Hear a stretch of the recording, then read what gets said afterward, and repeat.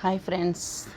அடுத்து என்னென்னா, இப்போது இதை பார்த்திங்களா, பசலைக்கீரை வந்து எவ்வளோ அழகாக பெரிய பெரிய கீரையாக வந்துருக்கு பார்த்திங்களா.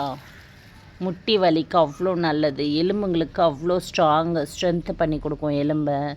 இந்த பசலைக்கீரையை வந்து ஏற்கனவே வந்து ஒரு செடி இருக்குது, கொடி செடி இருக்குது. இருந்தாலும் நான் ஏன் வந்துட்டு அடுத்தடுத்து வச்சேன்னா நம்மளுக்கு தேவைப்படுது. நிறைய பசலைக்கீரை இருந்துச்சுன்னா நம்ம வந்து ஒரு 2 நாளைக்கு 3 நாளைக்கு ஒரு வாட்டி நம்ம பறித்து செய்யலாம் அப்படின்ட்டு இதை பாருங்கள். இந்த இடத்துல வந்து இந்த செடியில் வந்து போட்டிருக்கேன், இந்த தொட்டியில் வந்து போட்டிருக்கேன்.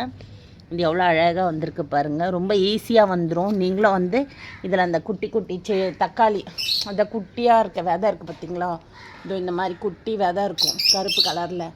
நான் பழைய வீடியோவில் போட்டிருப்பேன், இப்போ விதையே இல்லை.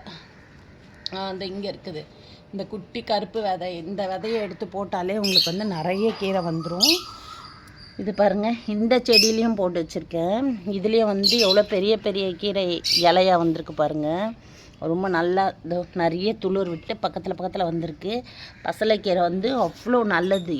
அதாவது எலும்பு ஸ்ட்ரென்த்து வந்து ரொம்ப நல்லா பண்ணி கொடுக்கும், ரொம்ப நல்லா இருக்கும். நானே வந்து அதை நிறைய உணர்ந்திருக்கேன்.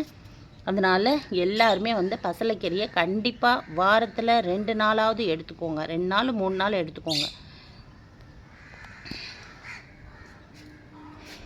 இன்றைக்கி நம்ம வீட்டில் பசலைக்கீரை தான் வந்து செய்ய போகிறேன்.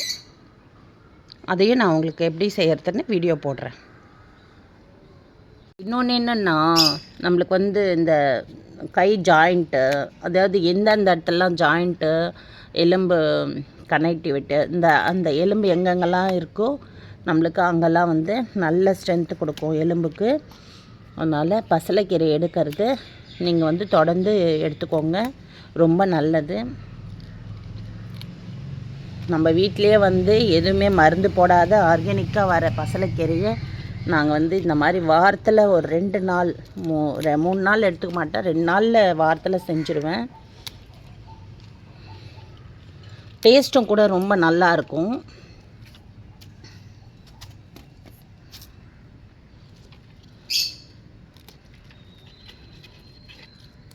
இன்றைக்கி பசலைக்கீரை தான் வந்து நம்ம வீட்டில் செய்ய போகிறேன். கொஞ்சோண்டு பருப்பு போட்டு, அதாவது பருப்பே போடக்கூடாது, பருப்பு கொஞ்சம் போடணும், பைத்தம்பருப்பு கொஞ்சம் போடணும். ஏன்னா பருப்பே நிறையா சாப்பிடக்கூடாது. அதனால் வந்து பருப்பும் பைத்தம்பருப்பும் ரெண்டும் சேர்ந்து கொஞ்சம் கொஞ்சம் போட்டு, அதுக்கப்புறமா நீங்கள் வந்து இந்த பசலைக்கீரையை அலசி அதில் போட்டு ஒரு வெங்காயம் தக்காளியை போட்டு பச்சை மிளகா போட்டு நல்லா கடைஞ்சி வேக வச்சு கடைஞ்சி தாளிச்சிங்கன்னா, வடகம் போட்டு தாளித்து சாப்பிட்டிங்கன்னா அவ்வளோ டேஸ்ட்டாக இருக்கும். இந்த கீரை வந்து அவ்வளோ மெழுகு போல் அவ்வளோ டேஸ்ட்டாக அழகாக உள்ளே போகும், அந்த அளவுக்கு இருக்கும். பார்த்திங்களா, இது வந்துட்டு நம்ம வந்து பருப்பு வந்து ஒரு 2 கப், அதாவது 1.5 கப், 2 வேணாம், 1.5 கப்பு போட்டுக்கலாம். 1.5 கப்பு பருப்பு. அப்புறம் பைத்தம்பருப்பு வந்து இந்த பூச்சி வராமல் இருக்கிறதுக்கு, வண்டுலாம் பிடிக்காமல் இருக்கிறதுக்கு அந்த பிரிஞ்சி இலை இருக்குல்ல, அதுவும் இந்த காஞ்ச மிளகாவும் போட்டு வச்சுருக்கேன். நீங்கள் கூட வந்து எதுனா பூச்சி அந்த வண்டு எதுனா பிடிக்கிற மாதிரின்னா நீங்களும் வந்து இது மாதிரி இது பண்ணிக்கோங்க. இது ஃபுல்லாக இருக்கிறதால எனக்கு வந்து பாதியாக எடுத்துக்கிறேன். போதும். கொஞ்சம் பருப்பு போட்டு கீரை நிறைய போட்டால் தான் டேஸ்ட் அதிகமாக இருக்கும். இது வெல்லமே போதும்.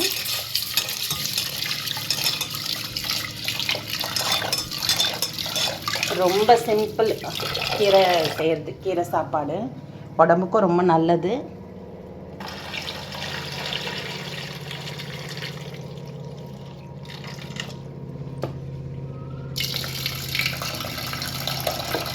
இதில் வந்துட்டு வெங்காயம் தக்காளி பச்சை மிளகாய் எல்லாமே இதில் போட்டு வச்சுருக்கேன். இதில் போட்டுக்கலாம்.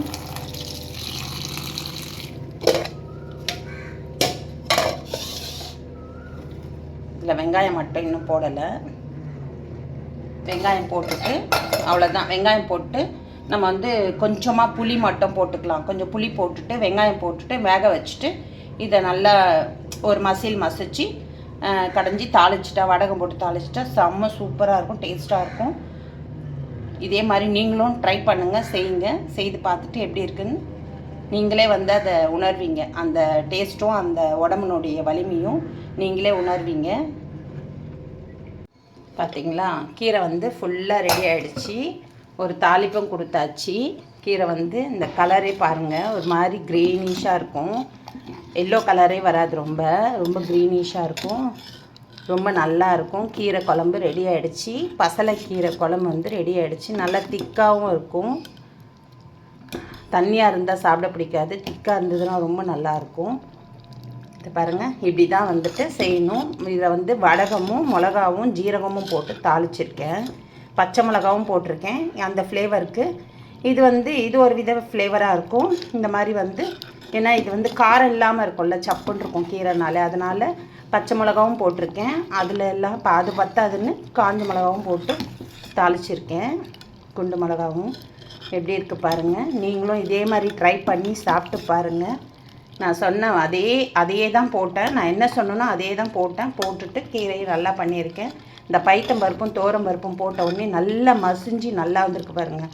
தோரம்பருப்பு மட்டும் போட்டால் நம்மளுக்கு இவ்வளோ சீக்கிரத்தில் இவ்வளோ மசிப்பு வராது, கொஞ்சம் பருப்பாக இருக்கும். இது வந்து 3 விசில் தான் வச்சேன், நல்லா வந்து மசிஞ்சிடுச்சு. அது என்னென்னா என்னுடைய ட்ரிக்ஸ் என்னென்னா பைத்தம்பருப்பு போட்டு வச்சுருக்கேன்.